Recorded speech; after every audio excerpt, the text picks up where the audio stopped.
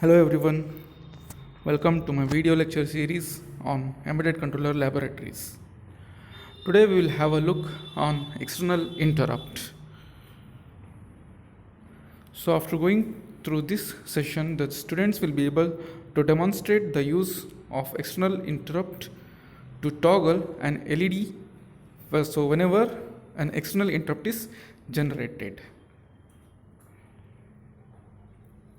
So here, starting with the main program, first include the header file lpc17xx.h, and then initiate one program define EINT3_IRQ handler void.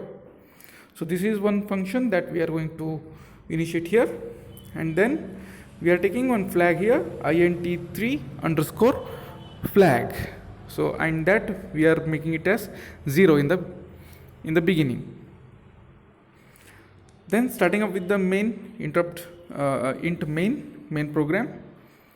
So here first the pin configuration, that is in the LPC1768 pin number 50 and pin number 51 are related to P2.13 and P2.12, whereas we have 4 interrupts here. In the LPC1768 we have 4 external interrupts: EXT0, EINT0, EINT1, EINT2, EINT3. So this EINT3 is placed on pin number 50, and that pin number 50 is P2.13. So here we are accessing P2.13 and we are accessing P2.12. P2.13 as a EINT3 and P2.12 as GPIO for LED connection. So for that purpose we are using pin select 4 register, which is related to port 2. So pin select 4 or equal to 0x04 00000000. So whereas 4 is nothing but 0100. So 01 is related to the first alternative function of pin number 50. So the first alternative function of this is EINT3 P2.13, and the out of 0100 the second 00 is P2.12 pin number 51, the first function, that is GPIO. Then the direction of P2.12 is being changed here. It is assigned as output by writing 1 on the bit number 12 of FIO DIR. And then we are in the beginning we are setting it FIO set 00001000. So that is in the initial the LED is kept on. Then the LPC_SC. So under this package the external interrupt registers are there. There are basically 3 registers are there: interrupt flag register INT, interrupt mode register mode, interrupt polarity register polar. So these are accessed as EXT INT, EXT mode, EXT polar. So in all these registers, all are 32-bit size registers, whereas only the first 4 bits are used, as we have only 4 interrupts: EINT0, 1, 2, 3. So bit 0, 1, 2, 3 are used, rest all bits are reserved here. Here the first register EXT INT equal to 0x00000008. So where 8 is nothing but 1000, where bit 3 of 8 is high. It means we are enabling the flags here, all the flags, not all the flags, we are enabling INT3_flag. So whichever the flag we want to activate, we have to make it 1. So here if any of the interrupt, say suppose EINT3 is generated, if it is occurred, then this flag is going to be made high.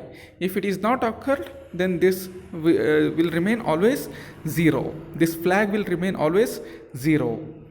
So first we have to enable that by using EXTINT. Then EXT mode.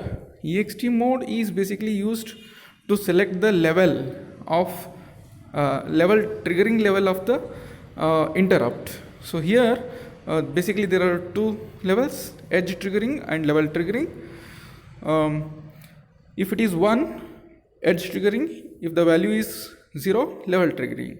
So here we are making the bit 3 as 1, so EINT3 will be activated as edge triggering.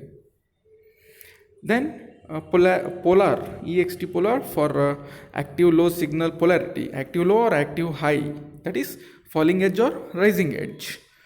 So we are making it as a 0 here, so all external interrupts are active low here.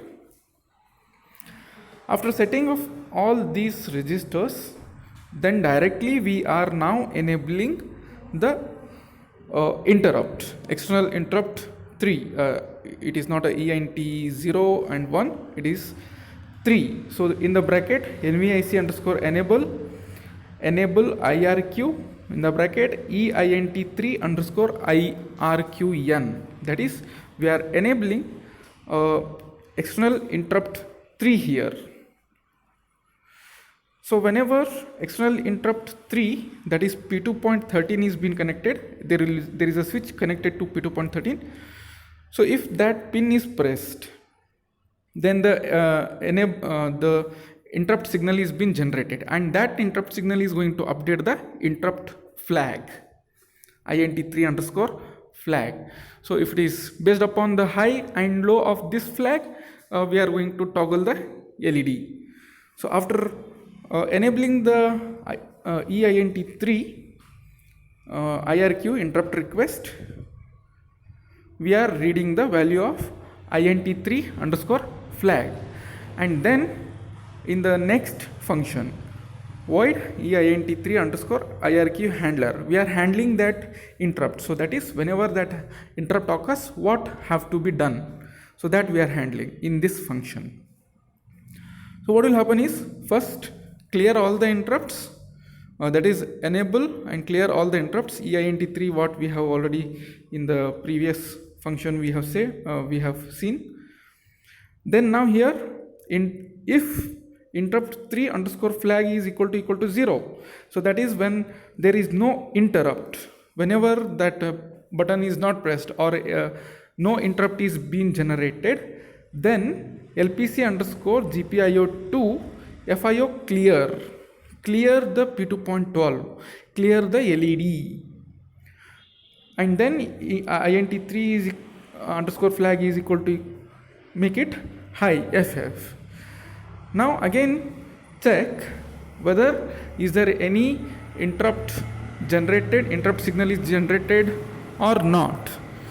So if once again the button is pressed, then the signal is being removed. Now what will happen? Signal is being high is being given, then the else condition will be activated. So GPIO2 FIO set. So we are that is the LED is now going to be high. So in the next we will see how this is actually going to work.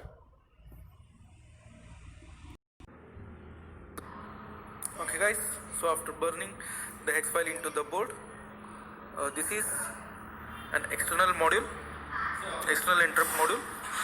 The switch, push button switch 2 is connected to P2.13 and the LED is connected to P2.12. So when I give signal on this, then that will be updated into interrupt 3 flag, and based upon that the LED is going to be turned on. So if I send high signal on this,